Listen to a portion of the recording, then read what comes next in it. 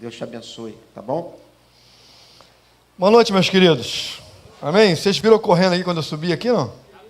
Viram aí, não? Calma aí que eu vou subir de novo. O pessoal está perguntando se eu estou bem já. Mais ou menos. 100%. Aí o pessoal pergunta, 100%? Pastor? Não, 90%, ainda falta 10%.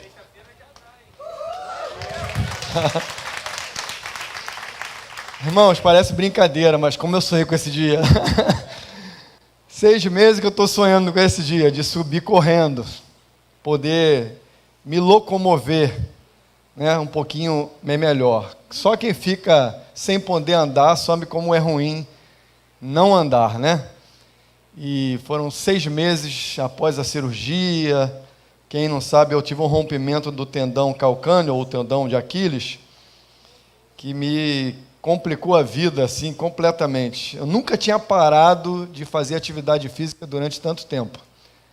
Então, tu imagina uma pessoa que todo dia fazia alguma coisa eu tinha que fazer. Eu ficava, quando começava a chover, eu ficava triste, eu olhava assim, e minha esposa começava a rir, porque ela já sabia o que estava acontecendo. Eu estava chateado, que eu não podia sair ou para pedalar, ou para correr, ou para ir para academia, ou para fazer alguma coisa, eu tinha que fazer. E aí ela olhava assim, tá tristinho hoje, né?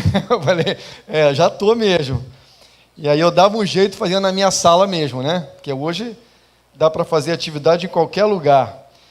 E eu fiquei um bom tempo sem poder colocar o pé no chão. E depois quando eu comecei a botar o pé no chão, para quem não sabe, eu tive uma trombose que evoluiu para embolia pulmonar. E aí eu fiquei internado, a igreja orou, os irmãos oraram, as igrejas dos amigos oraram, e eu consegui voltar à atividade. Aí eu encontro alguns amigos e falo assim, Josimar, o que aconteceu? Eu falei, irmão, quase que eu fui para a glória, varão. Quase que eu fui embora. Ele, não, que isso? Eu falei, que isso não, eu cheguei perto. Aí o missionário que eu encontrei, quando eu falei isso, ele falou assim, então beleza, se Deus deixou tu ficar, tem alguma coisa para você realizar ainda, né? E aí me exortou logo. E graças a Deus, hoje eu estou conseguindo andar, correr, já comecei a correr devagarinho.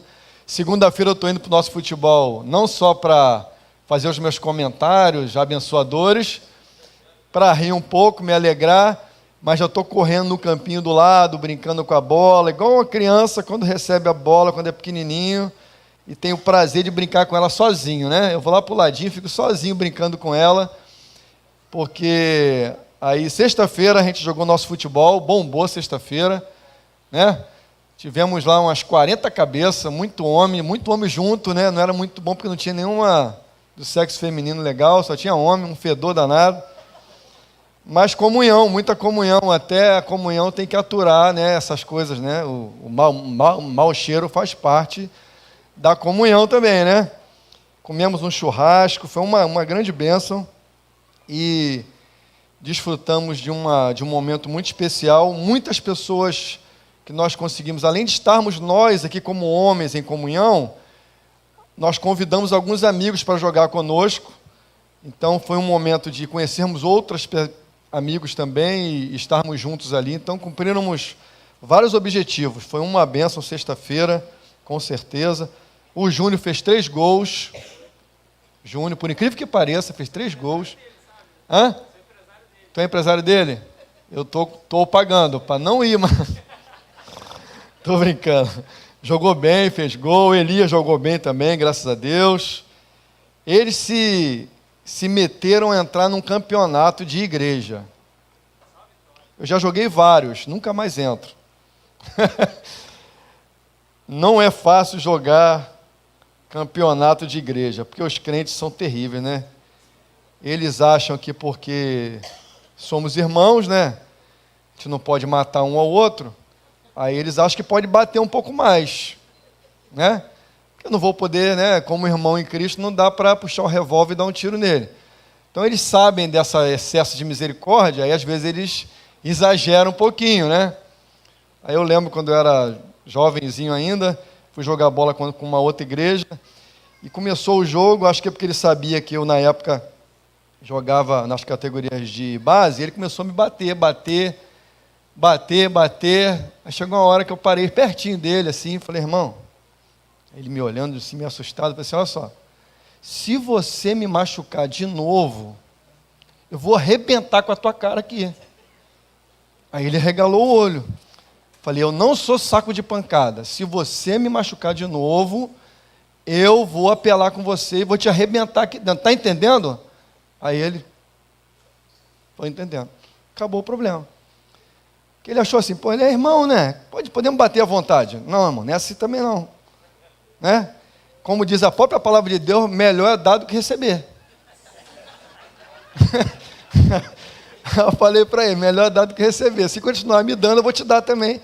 Porque eu vou cumprir a palavra de Deus. Amém? Mas vamos... Está rindo, Elias? Eu fui agraciado com a graça, né? O nosso tema é graça que alcança. E eu queria que os irmãos meditassem comigo, porque esse é um tema basilar da fé cristã, né? Todos nós já falamos sobre ele, já conversamos sobre ele em algum tempo, mas eu queria, quando eu recebi o tema pelo Romão, eu comecei a meditar, comecei a orar, comecei a pensar muito, para que Deus nos falasse, me falasse primeiro ao meu coração, qual é o tema, dentro do tema, que a gente poderia alcançar. Mas aí eu fui pesquisar também, ver o que os teólogos falam sobre a graça. Isso já é um assunto debatido há anos e anos, né? Há séculos que se fala sobre isso. E logo quando a gente chega na igreja, a primeira coisa que a gente ouve sobre graça é que graça é um favor imerecido. Resumiram todos os textos dos teólogos, todas as divagações nessa frase, é um favor imerecido. E eu li alguns textos, achei alguns textos, como esse aqui, a graça de Deus, segundo os teólogos, é um dom divino, um favor imerecido, concedido aos seres humanos, independentemente de seus méritos ou pecados. À vista com a bondade e a misericórdia de Deus que se manifesta através do perdão e da salvação. A graça é um tema central em diversas religiões e é entendida como a capacidade de receber e viver a salvação oferecida por Deus. A graça é um presente de Deus, não algo que se possa conquistar ou merecer por meio das obras. E tem alguns textos bíblicos que afirmam isso também. É a manifestação do amor e da misericórdia de Deus que perdoa os pecados e oferece salvação. É um poder capacitador. Além da salvação, a graça capacita os crentes a viverem vidas que agradam a Deus, superando suas fraquezas e realizando boas obras. E aí vai. Tem várias declarações sobre isso. E eu queria que a gente partisse desse princípio, que realmente essas explicações são coerentes e é o que a gente vive, e é o que a gente reconhece realmente como a graça. E é uma graça que alcança, e nós vamos ver hoje quantas pessoas ela pode alcançar, como elas podem alcançar. E aí eu meditando, orando, pensando, lembrei do livro de Jonas, né? É uma história muito conhecida nossa. Quem foi criança na igreja, eu não fui criança na igreja, mas meus filhos foram, minhas netas agora são, e elas já sabem a história de Jonas, já brincaram com a história de Jonas, já conhecem os detalhes do peixe que engole, do peixe que vomita ele na praia, do barco que afunda. Eles conhecem a história, se divertem, cantam. Eu canto com elas na minha sala de vez em quando sobre as músicas, né, que são cantadas. Então a história é muito divulgada em todos os lugares. Agora eu fiquei meditando por quê, por exemplo, que a gente não encontra filmes sobre Jonas.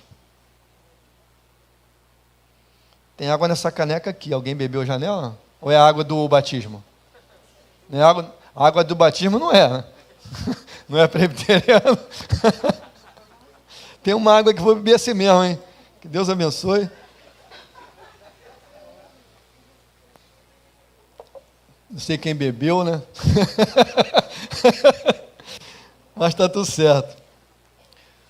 Então, eu fiquei meditando nisso, porque a gente encontra a história de José, por exemplo, muitos filmes. E é uma história maravilhosa. José, aquela batalha dele, as pragas, e sai do Egito, o Mar Vermelho abre, coisas acontecem extraordinárias. A gente tem muitos filmes, desenhos sobre José. Davi, muitos filmes, muitas histórias. Então, assim, algumas histórias são divulgadas e são filmes sensacionais. E o livro de Jonas, a vida de Jonas, não é contada. A gente não ouve, vai ter um filme sobre Jonas, um desenho sobre Jonas maravilhoso, contando a história dele e tal, tal, tal. E eu comecei a meditar, por que não? E quando eu fui ler de novo, mais uma vez, o livro de Jonas, que é pequenininho, são 4 capítulos só, e eu lendo, meditando e pensando, por que seria? E aí eu entendi algumas coisas e creio que seja um dos motivos que a gente percebe essa ausência da contação dessa história do começo ao fim. Porque não há no final vocês vão compreender, não vou explicar agora não. Então, quando a gente começa o livro de Jonas, lá no capítulo 1, se você está com Bíblia ou telefone, o pessoal vai colocar aqui, capítulo 1, só para a gente começar lendo. Está aí, ó. E veio a palavra do Senhor a Jonas, filho de Amitai, dizendo: levanta-te e vai à grande cidade de Nínive e clama contra ela, porque a sua malícia subiu até mim. E Jonas se levantou para fugir de diante da face do Senhor para Tarsis, e descendo a Jope, achou que um navio iria para Tarsis, pegou, pois, a sua passagem, comprou uma passagem, e desceu para dentro dele, para ir com eles para Tarsis, de diante da face do Senhor. Então esse é o começo do livro de Jonas. Começa sendo o quê? O chamado dele, e logo em seguida a sua rejeição. Então um homem é chamado para fazer a vontade de Deus, e a primeira atitude que ele toma é desobedecer a Deus, e fugir da cidade, fugir para longe da sua missão. Então o livro de Jonas começa contando para a gente de um homem que foge da sua missão, que vai contra a vontade de Deus, que vai contra a ordem de Deus e o chamado de Deus. E é interessante porque quando a gente olha para Jonas, já fica logo com raiva dele. Nosso primeiro versículo, que mala, né? Que cara diferente, que cara ignorante, que cara burro. Como é que ele vai fugir da presença de Deus? Como é que ele vai desobedecer a Deus? Mas quando a gente olha para a história dele, ele era um profeta, então ele não está chamando para ir profetizar lá sem ter experiência, ele já era profeta. Seu pai também, a história já estava acontecendo, a vida de Jonas tinha antes disso aqui. E antes disso aqui, essa cidade era uma cidade de inimigos. Uma cidade que já tinha atacado o povo de Deus muitas vezes.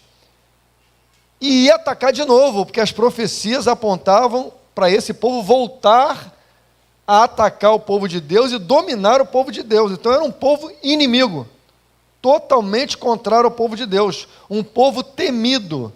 Então quando a gente olha para a história, quando a gente começa a entender o pano de fundo que estava acontecendo antes, qual é a história que está desenrolando, é mais ou menos que nós estamos aqui, temos uma outra cidade que quer nos invadir, quer tomar a nossa cidade, quer matar os nossos líderes, quer estuprar nossas mulheres, quer roubar nossos filhos, quer dominar o nosso povo, quer escravizar.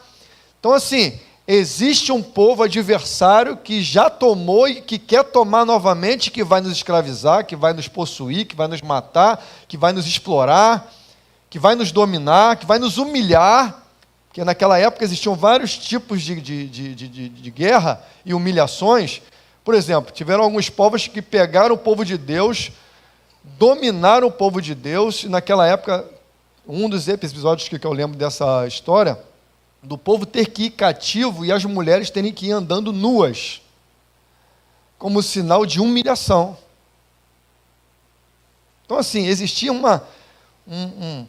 um extremo de ruindade, de possessões demoníacas, que quando um povo dominava o outro, ele não só dominava, ele humilhava e fazia o povo sofrer, como quando não matava, o que eles levavam para ser humilhado, subjugado, explorado, e a pessoa se sentia muito mal mesmo. E essas histórias já tinham acontecido.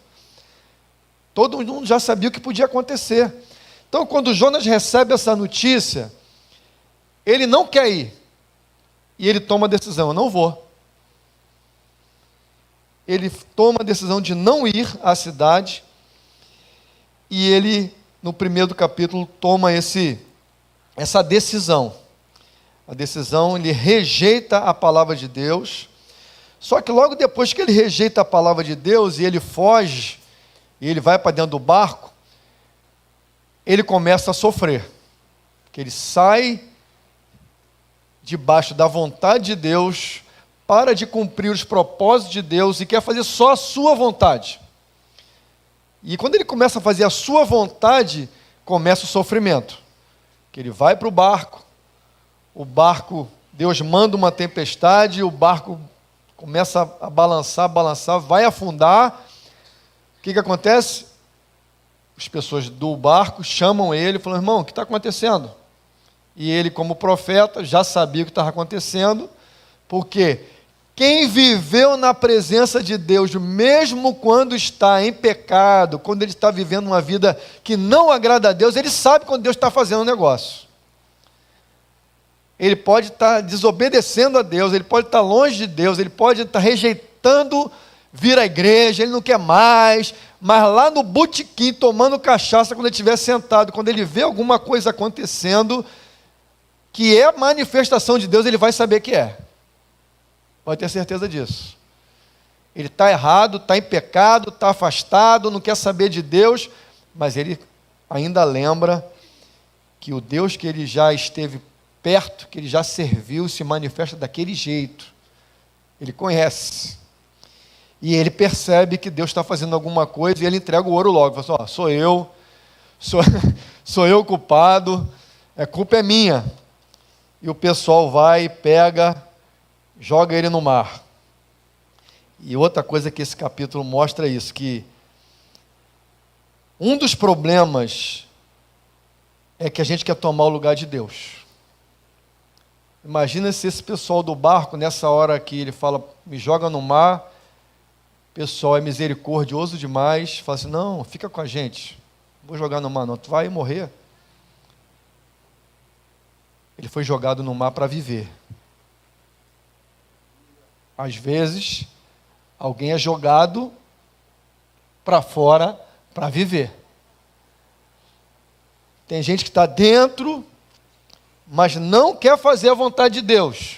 É obrigado a jogar para fora, para ele um dia entender que ele tem que voltar para a presença de Deus.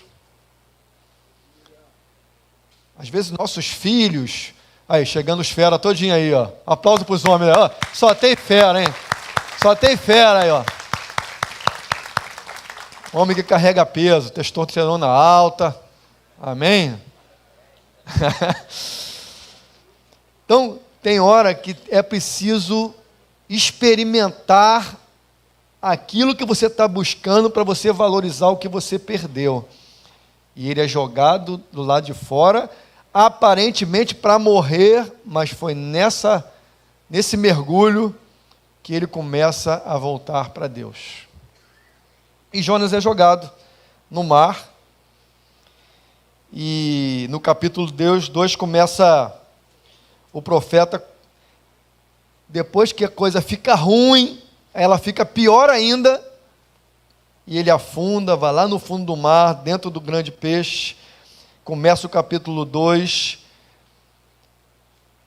ele pensa numa coisa e fala assim, capítulo 2, e orou Jonas ao Senhor, seu Deus, das entranhas do peixe, e disse, na minha angústia clamei ao Senhor, e ele me respondeu, do ventre do inferno gritei, e tu ouviste a minha voz, porque tu me lançaste no profundo, no coração dos mares, e a corrente me cercou, todas as tuas ondas e as tuas vagas têm passado por cima de mim.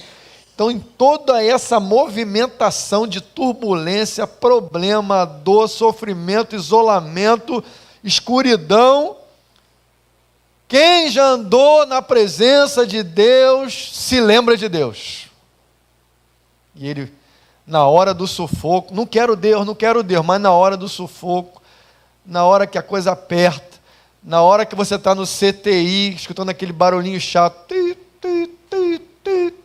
noite toda, dá vontade de orar toda hora, irmão. Não é mole, não. Dá vontade de orar toda hora. No terceiro dia eu já estava me sentindo bem à beça, aí senti uma dor de novo no pulmão, uma dor forte.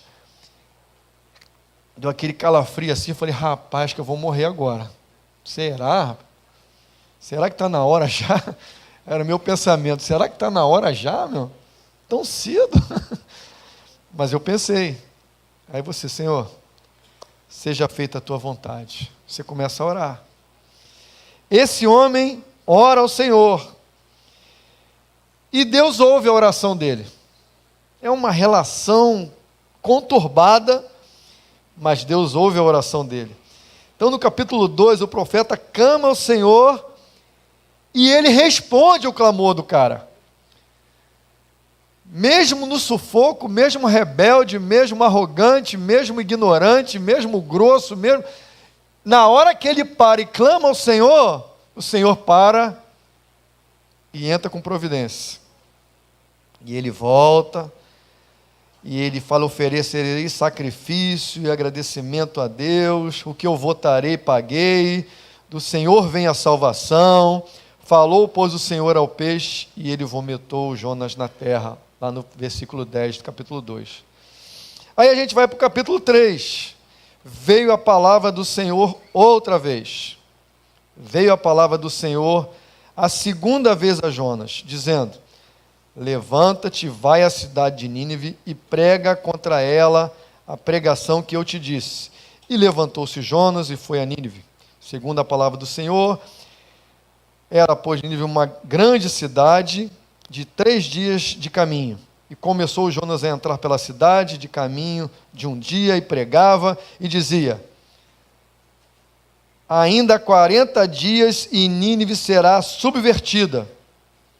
E os homens de Nínive creram em Deus e proclamaram um jejum, vestiram-se de saco, desde o interior do maior ao menor.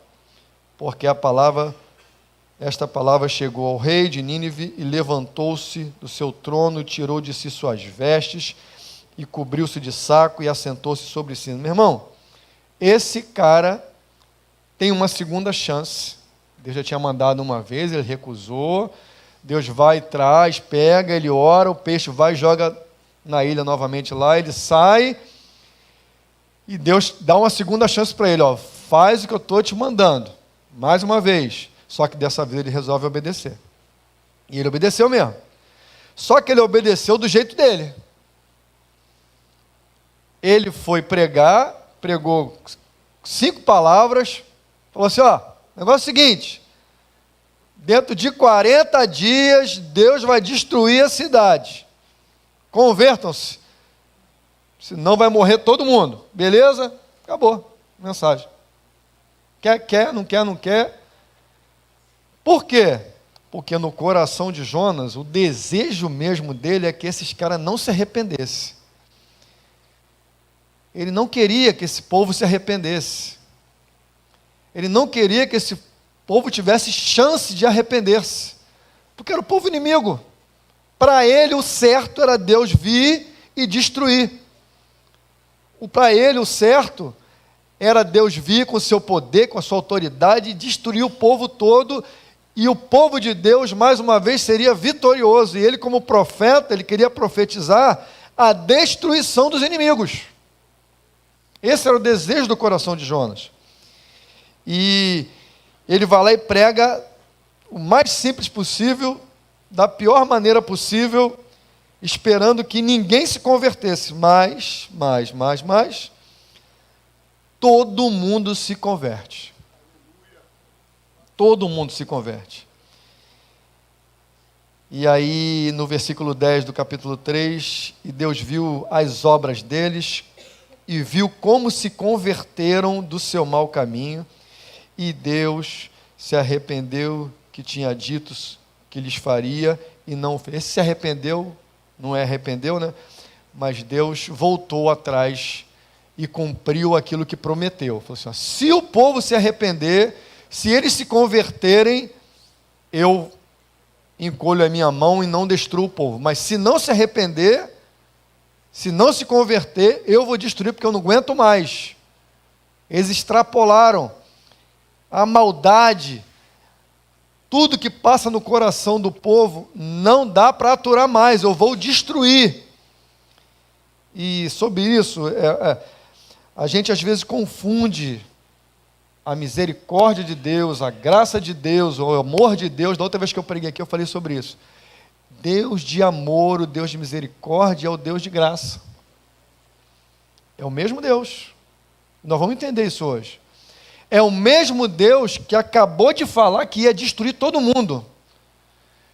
Então, quando a gente olha um Deus que fala que vai destruir uma nação inteira, 150 mil pessoas, mulheres, crianças, idosos, adolescentes, o rei, a sua família, ia morrer todo mundo, irmão. Mas nós estamos falando de graça, da graça de Deus, da misericórdia de Deus, do amor de Deus. Mas esse mesmo Deus de amor, misericórdia e graça é o Deus que manda, ó, vai lá e prega. Porque se eles não mudarem, se eles não se converterem, eu vou destruir todo mundo. Ponto final. E é por isso que ele manda Jonas. E Jonas vai, prega, para contrariar Jonas, contra a vontade dele, todo mundo se converte, irmão.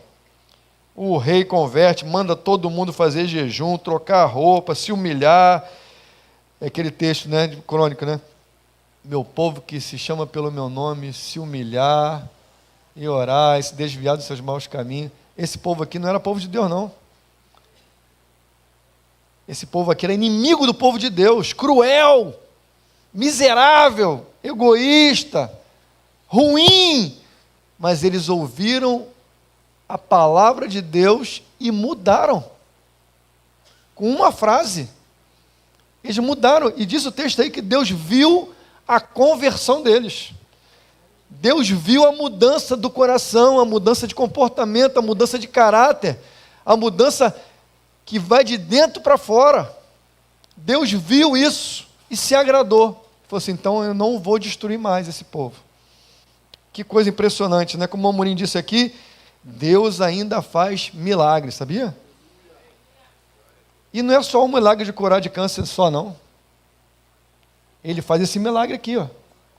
Que o maior milagre que pode acontecer é um homem cruel, ruim, egoísta, miserável, mudar o seu coração, mudar sua mente e mudar o seu comportamento. É aquele cara que fazia tudo que não agradava a Deus e se orgulhava disso, mas um dia ele encontra com Deus e o Espírito Santo de Deus muda o seu coração. E ele se torna uma nova criatura. Nós estamos com saudade de ver isso acontecer. A gente tem visto muita adesão ao Evangelho. Irmão, as igrejas estão lotadas. Lotadas. Mas quando a gente vai jogar bola, a gente percebe que tem muita gente que precisa se converter. Sabia? O campo é uma beleza, irmão. Porque o campo, rapidamente, mostra para a gente quem é quem. Porque se eu for andar pelo corredor aqui agora e cumprimentar cada um dos irmãos, no momento eu não vou ter dúvida que todo mundo aqui é meu irmão em Cristo. Todo mundo foi transformado, todo mundo tem um coração bondoso. Ô, pastor, que bênção. Pô, o senhor está bem, né? Está curado. Pô, que legal, pastor, que coisa linda, que coisa legal. Só que depois, saímos daqui, vamos para a nossa casa, o vizinho joga o lixo na nossa calçada.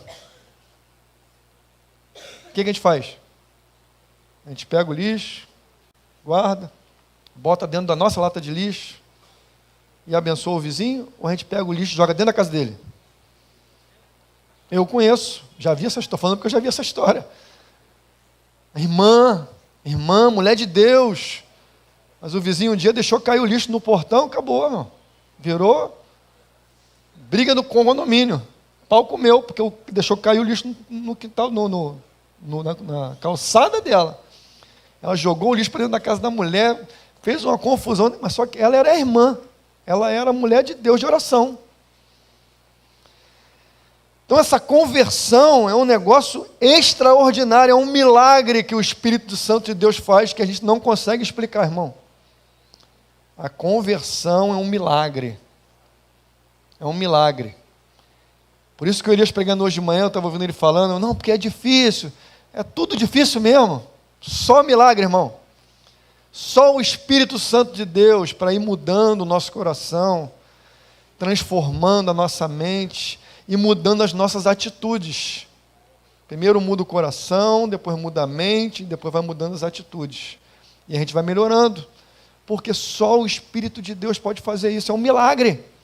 Nós precisamos de um milagre, meu irmão. Você precisa de um milagre. Frequentar a igreja não vai resolver a tua vida. Talvez você tenha vindo aqui todo domingo, volta para casa e a vida continua a mesma droga. Você vem, volta, dá oferta, volta, não muda nada. Teu casamento continua o mesmo. Tinha um amigo meu que jogou comigo no Botafogo, que eu evangelizava ele, e depois de uns 10 anos encontrei com ele, parar de jogar já. Aí eu fui conversar, evangelizei de novo. Quando eu evangelizei, falei, pô, vamos na minha igreja, cara, não sei o que, chamei. Aí ele falou assim, pô, meu irmão, não aguento mais não, já fui tudo quanto é lugar, Silmar. Falei, é mesmo? Já fui na Macumba, já fui na igreja católica, já fui num templo de budista. Ele começou a falar umas 6 religiões, eu falei, não, já fui em tudo, não dá certo não, cara, para mim tá brabo. Já tinha vindo na igreja evangélica, já fui em tudo quanto é lugar, nada resolveu, irmão. Aí eu, na hora, eu falei assim, cara, quero engolir primeiro tudo que ele falou para depois conversar. É impressionante como não muda. Se não houver um milagre da transformação, se não houver um milagre da conversão, não muda, irmão. Continua difícil perdoar, continua difícil andar junto com quem é diferente, continua sempre difícil. Porque a gente continua egoísta, a gente só quer que faça a nossa vontade. Quando Elias pregou de manhã falando sobre isso, eu falei assim, quando alguém não consegue conviver com outra pessoa que é do partido contrário, né, que a política essa praga vai acontecer tudo de novo, quando a gente não consegue lidar com essas diferenças políticas e outras diferenças, isso aí é o retrato prático da imaturidade cristã que a gente vive. É o retrato, irmão, quando você vê alguém que se diz evangélico, que não consegue andar com o outro por causa da política, por causa do time de futebol, por causa de qualquer outra coisa, ore por ele, porque ele é uma criança na fé. Os imaturos não conseguem caminhar com ninguém, irmão. Nem com a mãe dele consegue.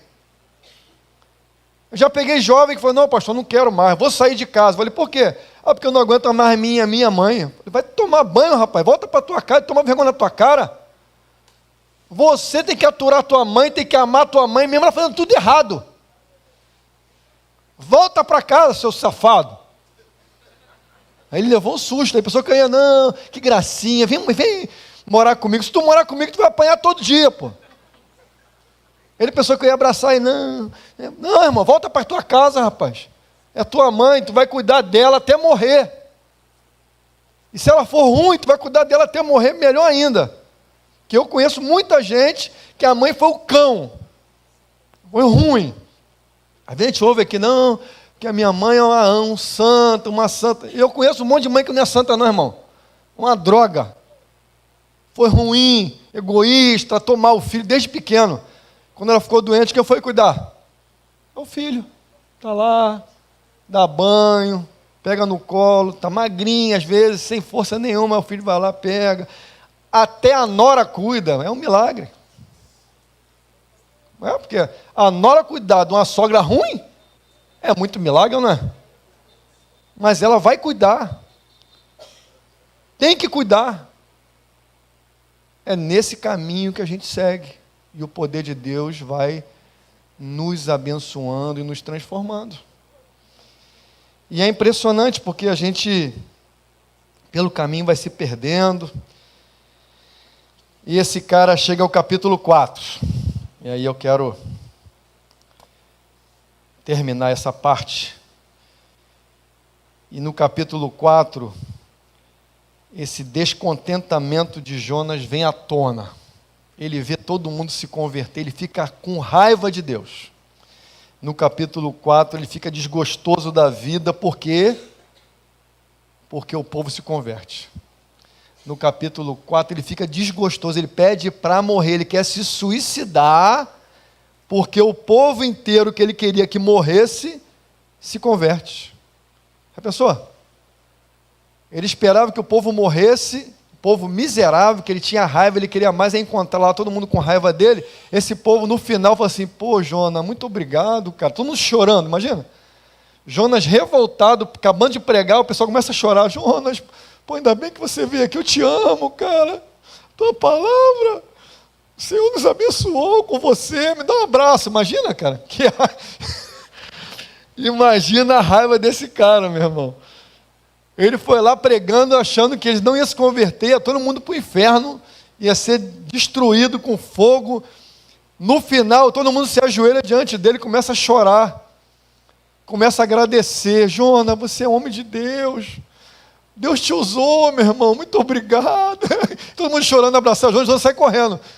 Eu imagino assim, né? Eu digo, pô, Jonas, eu quero te dar um abraço, cara. Pô, você foi o enviado de Deus para a nossa família. Meus filhos estão salvos.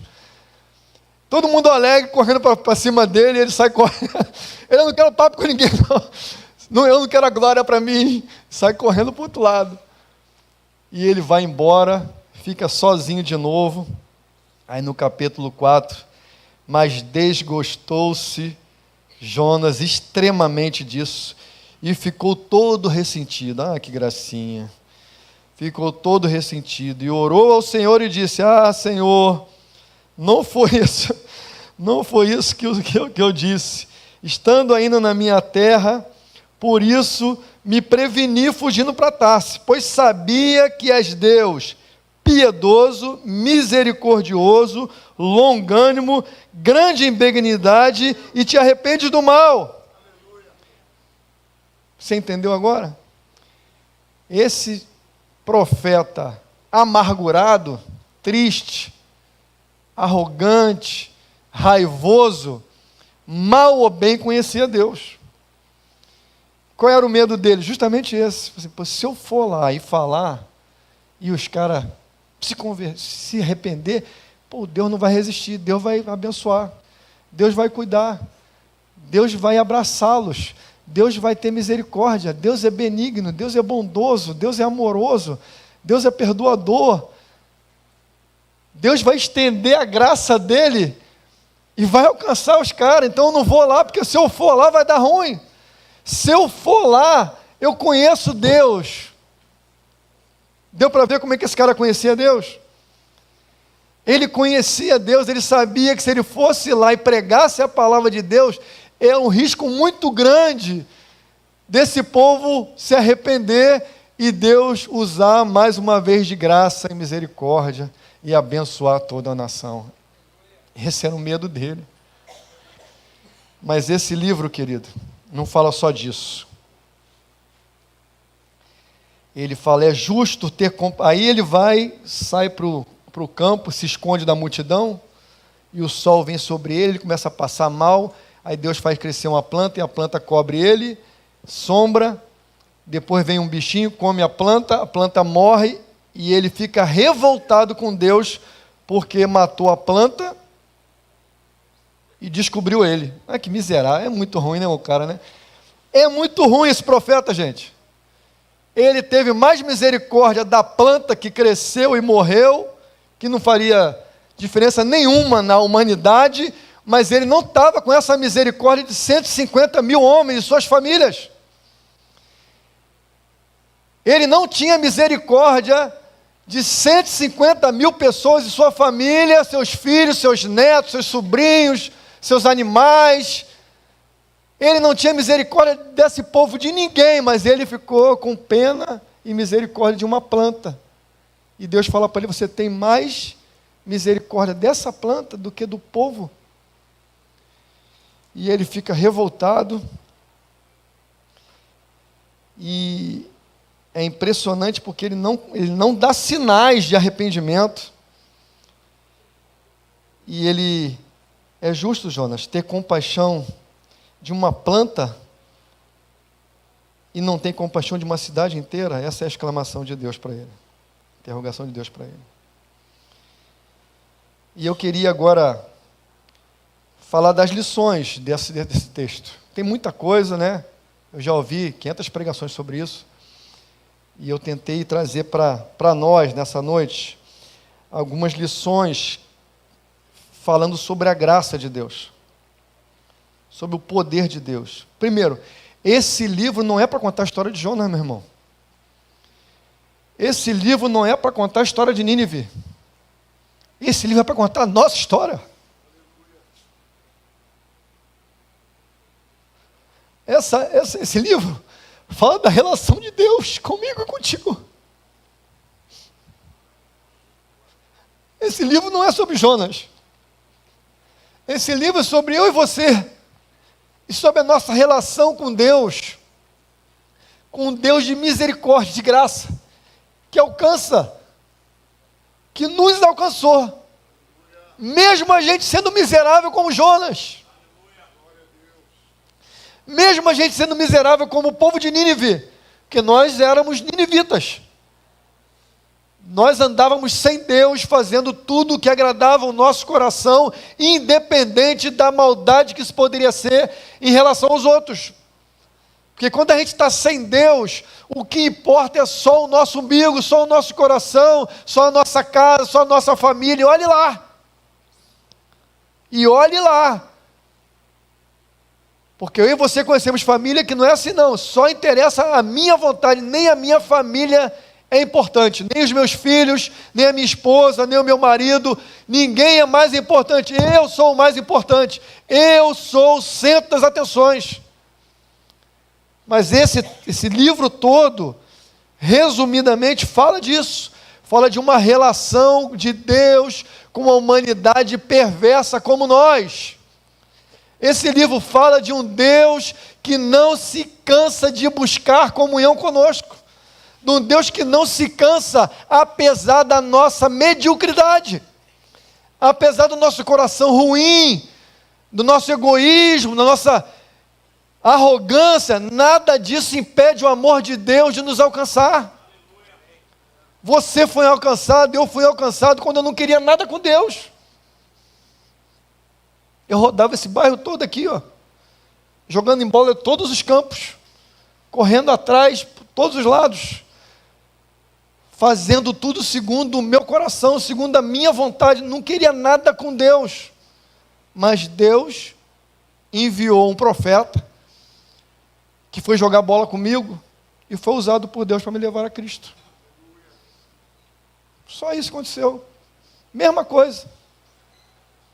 Mas esse livro conta dessa relação. E olha só que interessante.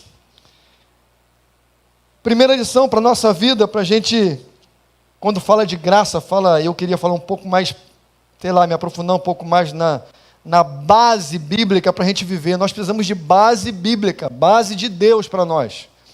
Tem algumas coisas que não mudam, não vão mudar, e nós temos que aprender. Então a primeira coisa que a graça mostra é que não há relação com o que nós fazemos ou deixamos de fazer. Numa geração que prega que você precisa dar para receber, você precisa fazer para ser abençoado, você precisa andar corretamente, certinho, senão Deus vai te punir. Se você não fizer isso, não vai acontecer, se fizer isso, vai acontecer. Eu tenho encontrado com gente na nossa igreja batista, que a teologia, na minha opinião, é uma teologia saudável. mas ainda crê que se ele não fizer, Deus vai castigar. Se eu cometer alguma coisa errada, eu não posso ceiar. Eu sonhava o dia que a gente voltaria a distribuir a ceia de mão em mão, para a gente ter contato com vocês, com todo mundo. E essa semana eu consegui, porque quando eu ia querer servir, o Romão me chamava para ficar aqui na frente. E eu ainda não tinha feito isso. A primeira semana que eu fiz foi essa agora, primeiro mês. Porque eu queria ter esse contato. Mas eu tive a decepção de servir a ceia, a pessoa fazia assim, ó. Não, irmão, quase que eu obriguei ele a pegar. Não, irmão, pode pegar. Não. Irmão, 3 vezes eu insisti para ele pegar. Essa pessoa está equivocada teologicamente, irmão. Ela aprendeu errado, ela aprendeu que é por merecimento. Se ela não fizer o que é certo, ela merece castigo. Se ela fizer o que é certo, ela merece bênção de Deus. Não é assim que funciona. Esse texto mostra para a gente. O que esse povo fez de certo para merecer a bênção de Deus? O que esse povo fez? Nada. Era o povo que oprimia o povo de Deus, matava o povo de Deus, usurpava o povo de Deus. Eles faziam tudo que contrário à vontade de Deus. E Deus falou assim, ó, vai lá, que eu vou estender a minha graça sobre o povo. Essa graça vai alcançar eles lá do outro lado. É longe, mas vai para lá, porque eu não aguento mais. Eles estão tão perdidos, estão tão desviados, estão vivendo uma vida, meu irmão, porque quem está longe de Deus vive uma vida miserável. Quem está longe de Deus, rapaz, eles não sabem que estão perdendo. Eles não entendem. Eles acham que diversão, beber muito, dançar muito, fazer muito sexo, fazer muita besteira, isso é bom, isso é prazeroso, isso vai dar alegria para ele. Mas quem já teve essa vida sabe como é uma vida miserável. Longe de Deus não há paz de verdade, não há alegria sincera. Longe de Deus não dá. É uma música que a gente cantava antigamente. Não dá. Sem Jesus não dá. Não dá, irmão. Mas a gente, teologicamente equivocado, acha que dá. Eu estava na praia há muitos anos atrás, dando treinamento para um grupo de atletas. Passou o Romário na época, com uma Ferrarizinha que ele comprou. Lembra disso? Ele comprou uma Ferrarizinha, ninguém tinha. Ele, para aparecer, comprou uma Ferrari. E o Romário passou na praia. Aí os garotos que estavam treinando comigo ficaram tudo olhando assim, ó. Só que os garotos já tinham sido discipulados, eram crentes. Aí eu olhar e eu percebi aquele olhar de desejo, né? Aquele olhar assim, pô, o meu sonho. Aí eu esperei passar, acabou o treinamento, eu chamei eles para resenha. Falei, vocês acharam bonito o carro do Romário? Pô, achamos, caramba. Falei, mas sabia que a vida... Não precisa falar essas coisas não, fica gravado. Negócio de internet, não dá certo para mim não, cara. Puxa vida. Esquece o que eu vou falar, não. É um outro jogador que passou. É um outro jogador. Corta essa parte, acredita aí. Irmão, Romário já tinha tido 3 casamentos. Vivia na noite, dançando.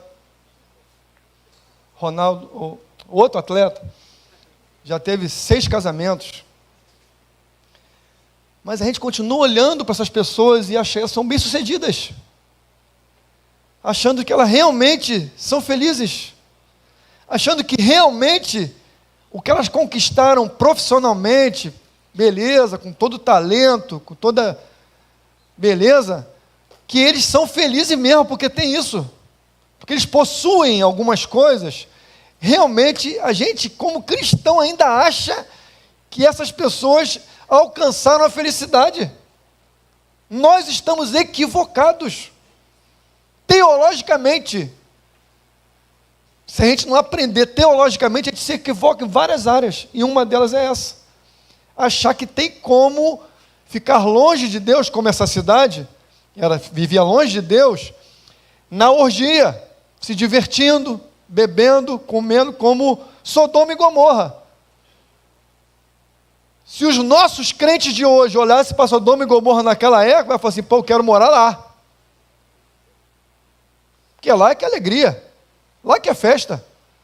Todo dia tem Festa à vontade, mulherada à vontade, sexo à vontade, dinheiro à vontade, bebida à vontade, tudo à vontade. Ia ter muito crente de hoje achando que lá era melhor estar mesmo.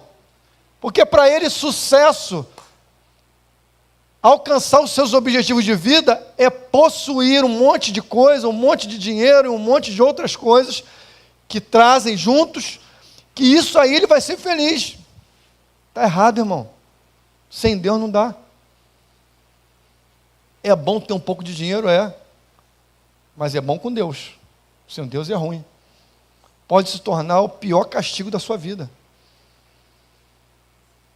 Às vezes eu fui numa despedida de um amigo, que o filho dele estava indo para as Forças Armadas, passou na prova, estava todo mundo feliz, a família tudo feliz, aí a mãe dele feliz, cara, aquela alegria, né, o moleque passou na prova, agora...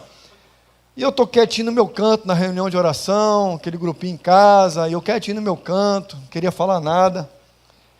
Aí ele falou assim, Josimar, dá uma palavra aí. Eu falei, não. Ai, meu Deus.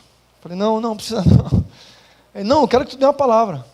Porque eu estou vendo a empolgação da mãe dele, eu entendo a alegria de ver um filho passando numa prova. Só que ela estava alegre demais. Ela estava alegre demais, porque ela parecia que o filho agora estava com o futuro garantido. E eu estou incomodando, já viu quando o Espírito começa a te incomodar de uma forma que você não consegue? Eu falei, não quero falar, porque se eu falava, como diz um amigo nosso na época, festa de rei, profeta não é convidado. Porque senão vai dar ruim. No final o cara vai falar uma coisa que vai desagradar todo mundo.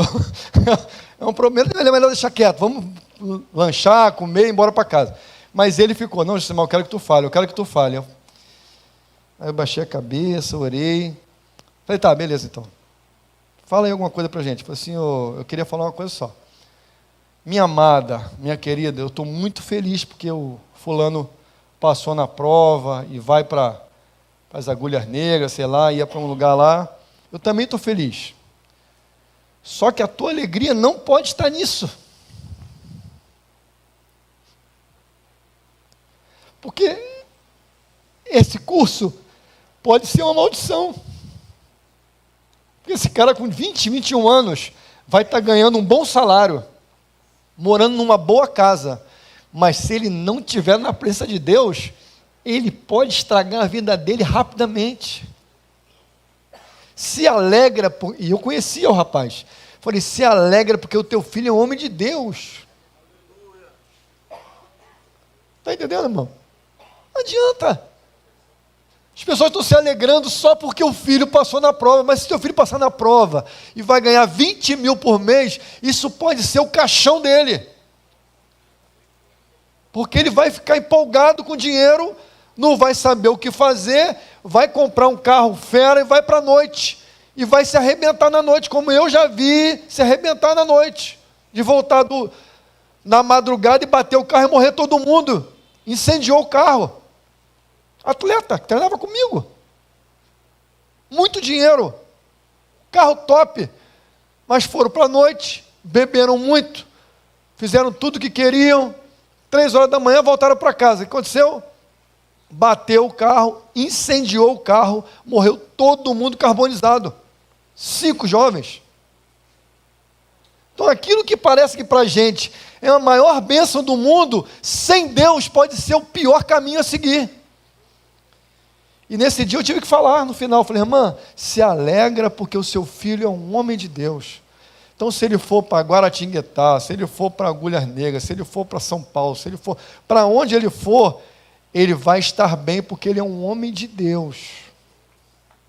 Pode descansar. Seu filho é um homem de Deus. Então aonde ele for, ele vai como homem de Deus. Se ele ganhar 20 mil, ele continua sendo um homem de Deus. Se ele ficar desempregado, ele continua sendo filho de Deus. Um homem de Deus. Está tudo certo. Não vai dar ruim. Porque se não for, o risco é muito alto, irmão. Muito alto acontecer. Algumas lições que esse texto me incomodou, eu queria que incomodasse você também. Primeiro, até o profeta foge do chamado de Deus. não é só porque é profeta que obedece a Deus, tá? Tem muito profeta desobedecendo à vontade de Deus, fazendo a sua vontade. Então, só porque é profeta, só porque é pastor, só porque é líder, não significa que ele está fazendo a vontade de Deus e falando por Deus. Ele pode estar falando pela sua vontade, fazendo o que ele acha que é certo, o que ele quer, o que agrada o seu coração, e não tem nada a ver com a vontade de Deus. Aprenda isso, amadureça, irmão, amadureça. E não é para desconfiar de todo mundo, é para saber que o que eu estou falando aqui pode ser de Deus e pode não ser de Deus. Você tem que ter o Espírito de Deus para saber o que é de Deus e o que não é de Deus. Porque não é tudo que eu falo que vai ser de Deus. Pode ser só do meu coração. Pode ser só a minha vontade, o meu desejo. Profeta também, chamado por Deus, pode andar longe de Deus, tomar decisões equivocadas. Só tem um problema: as consequências vão chegar. Todo profeta,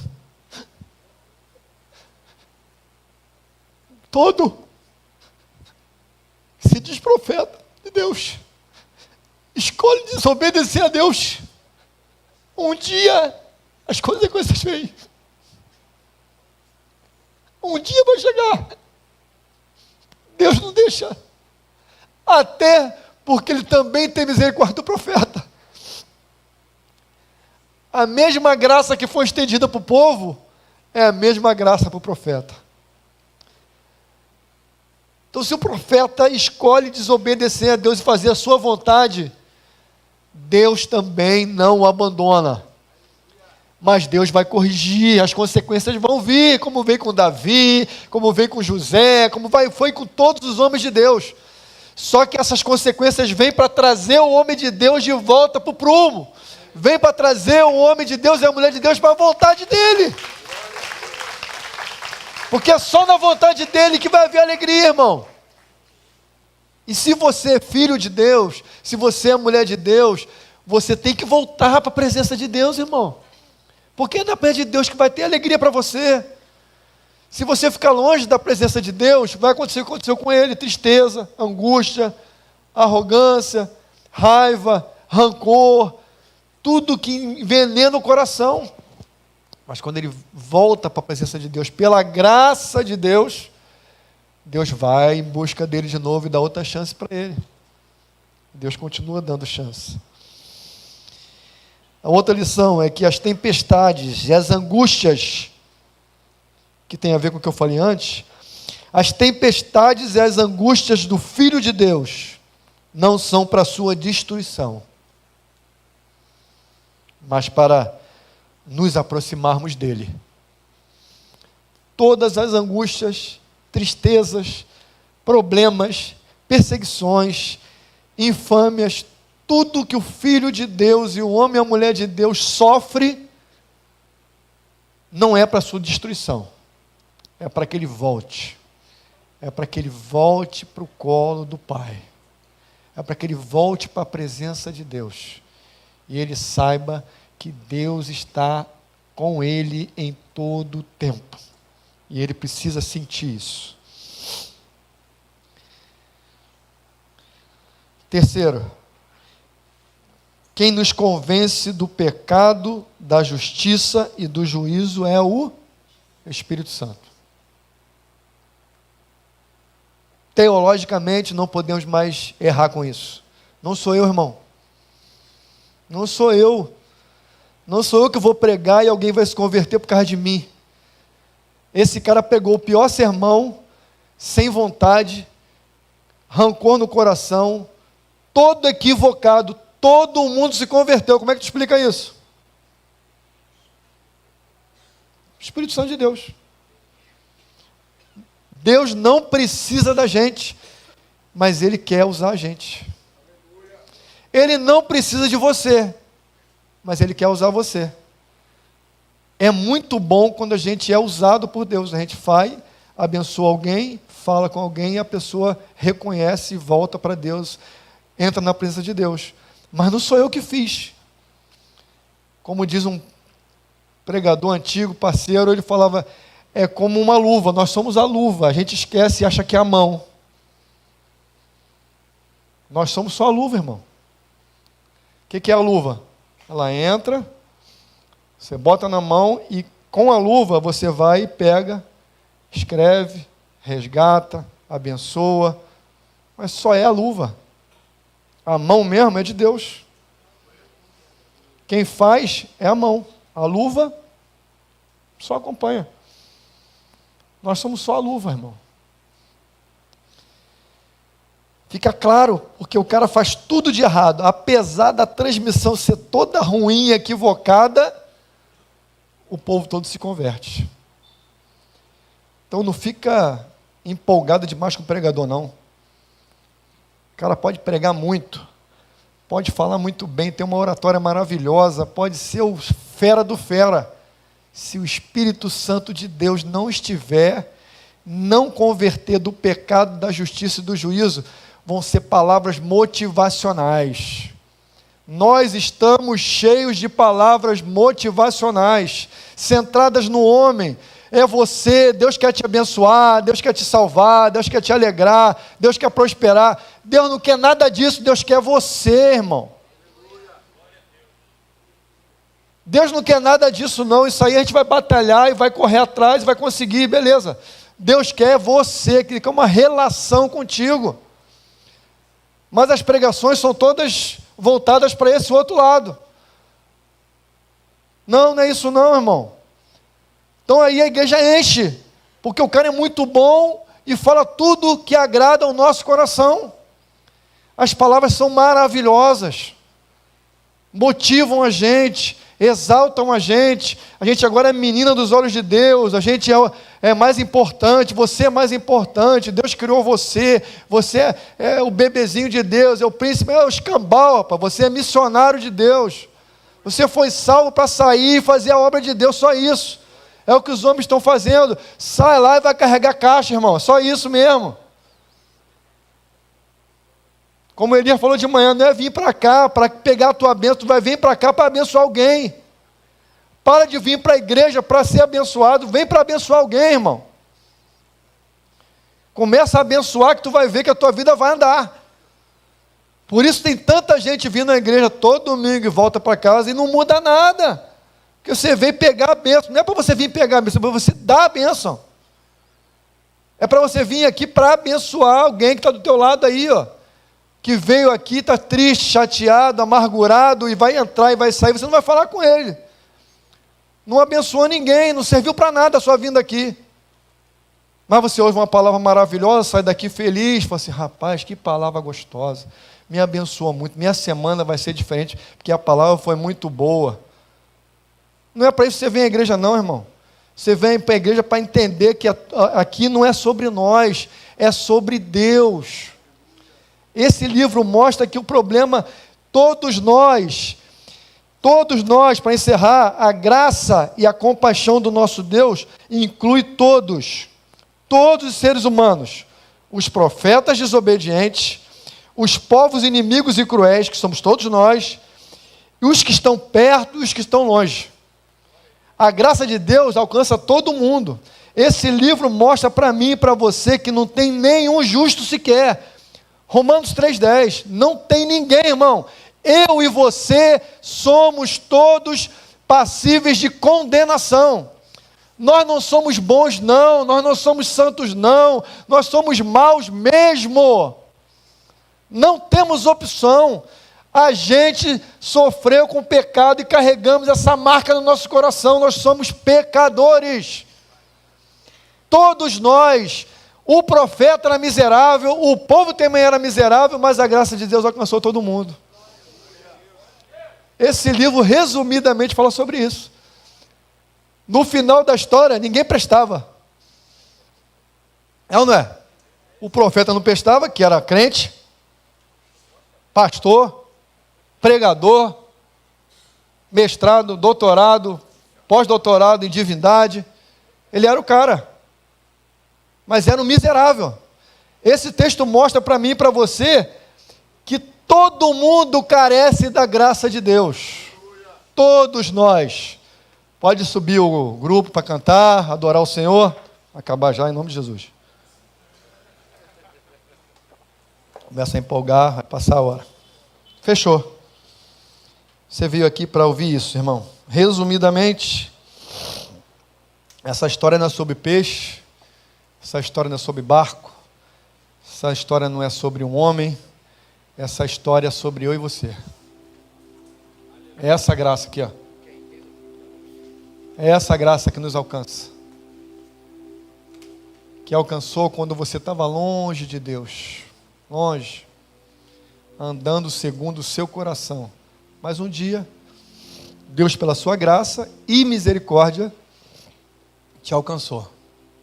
E você agora está aqui para fazer a vontade de Deus. Você não está aqui para ser abençoado, você está aqui para fazer a vontade de Deus. Deus te resgatou e te chamou. E agora você está aqui para fazer a vontade de Deus. Né, irmã? É para abraçar o pastorzinho lá que está precisando de ajuda, dar um café para ele, né? Abençoar ele, está precisando de ajuda. Quem é que vai abençoar? A irmã. É assim. Lá onde você está trabalhando, lá onde você está estudando, lá onde você mora, onde você joga bola, onde você for, chega lá, abençoa, irmão. Nossa função agora é abençoar. Nós já fomos abençoados. Está tudo liberado nas regiões celestiais. A bênção já está liberada, é nossa. Agora eu não venho buscar mais bênção, porque ela já está liberada há muito tempo. E agora eu só pego e compartilho a bênção de Deus. Só que nós não merecemos, é graça. Porque senão a gente começa a achar que nós somos muito importantes, porque agora eu posso abençoar. Não. Nós só somos o canal que a graça passa. Ela vem de Deus, passa pela nossa vida e chega em alguém. Ela vem de Deus, alcança o nosso coração e a gente passa para mais alguém. Queria chamar os homens aqui à frente, rapidamente os homens. Os nossos guerreiros estavam lá carregando caixa. Rápido, rápido, rápido. Vamos ficar de pé, por favor. Já vamos encerrar. Eu estou com a camisa dos homens fazendo uma propaganda, né, para os homens aqui na área. Esses homens têm nos abençoado muito, irmãos. Você que é homem está aqui e não tem participado do grupo de homens, quero convocar você para andar conosco, para ser bênção conosco, para nos abençoar e ser abençoado. E eu convoquei eles hoje aqui, estavam trabalhando até agora há pouco. Você que é homem, que não faz parte do grupo, você é convidado a estar conosco para nos abençoar e para ser abençoado. Você que é mulher, que seu marido não faz parte desse grupo também, ore por ele, para que ele possa participar. Porque aqui de vez em quando ele vai ser atropelado, para ver se ele melhora um pouquinho, para ver se ele aprende a cuidar melhor da esposa, para ver se ele aprende a cuidar melhor do filho. Tá ruim lá? Manda ele para cá. De repente ele aprende alguma coisa. Não comigo, com essas caras aí. Manda ele para cá para estar junto conosco. Nós vamos ter um acampamento em novembro, 22, 23. 22, 23 de novembro, um acampamento só de homens. Mulher não vai participar. Mulher vai fazer o dela separada. E a gente vai ter um tempo de comunhão lá. E eu convoquei hoje eles para estarem aqui, que eles vão orar pela igreja. Antigamente a gente ouvia falar que só as mulheres oravam, né? E os homens eram meio omissos mesmo. O homem é só carga pesada, é só para carregar a caixa de refrigerante, caixa d'água. Mas esses homens, na caminhada, têm aprendido que nós também podemos ser homens que oram. Homens de oração. Pela nossa família e pela nossa igreja. Então nós vamos orar agora e eu quero que eles orem. Eles vão orar, vão estender a mão pela nossa igreja e vão abençoar a vida de vocês. Abençoar a vida das mulheres, abençoar a vida dos filhos, dos líderes, Romão, Amorim, Elias, para que seja feita a vontade de Deus no nosso meio, irmão. Eles estão aqui para como servo de Deus, intercederem. Senhor, abençoa a nossa igreja. Só isso. Então abaixa sua cabeça e nós vamos orar por uns 2 minutos. Podem orar, irmão. Vamos levanta as mãos e abençoa a igreja. Abençoa a igreja em voz alta. Abençoa a igreja. Pai, nós estamos aqui nessa noite para te adorar, para aprender contigo, para ser abençoado, mas principalmente para abençoar. Nós viemos aqui hoje como miseráveis homens que somos, para abençoar essa igreja, pedindo que o Senhor tenha misericórdia de nós. A misericórdia que o Senhor teve desse povo, que o Senhor teve desse profeta, tem misericórdia de nós. Tem misericórdia de nós. Tem misericórdia de nós. Oh Pai, em nome de Jesus, faz um movimento diferente no nosso meio. Faz um movimento em que haja conversão de verdade, que haja conversão de coração, conversão de mente, para que haja comportamentos diferentes, para que possamos amar o nosso irmão, para que sejamos pacientes com o nosso irmão, para que possamos abraçar o nosso irmão, para que possamos ser um em Cristo Jesus, para que o mundo creia que Ele nos enviou. Pai, em nome de Jesus, abençoa essa igreja, abençoa o Romão, o Amorim, o Elias, o Júnior, o Tiago, a diretoria, abençoa a sucessão pastoral dessa igreja, abençoa, Senhor, tem misericórdia de nós, tem misericórdia de nós, Senhor, não nos abandona, Senhor, em nome de Jesus. Continua falando conosco, Senhor. Não nos abandone, Pai. Nos dá uma nova chance. Nos dá mais uma chance, Pai, de fazer o que é certo. Nos dá mais uma chance, Senhor, de fazer a Tua vontade.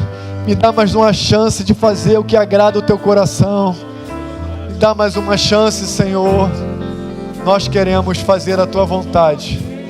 Que o Senhor cresça e que nós possamos diminuir, para que o Teu nome seja exaltado em todo o tempo, em nome de Jesus.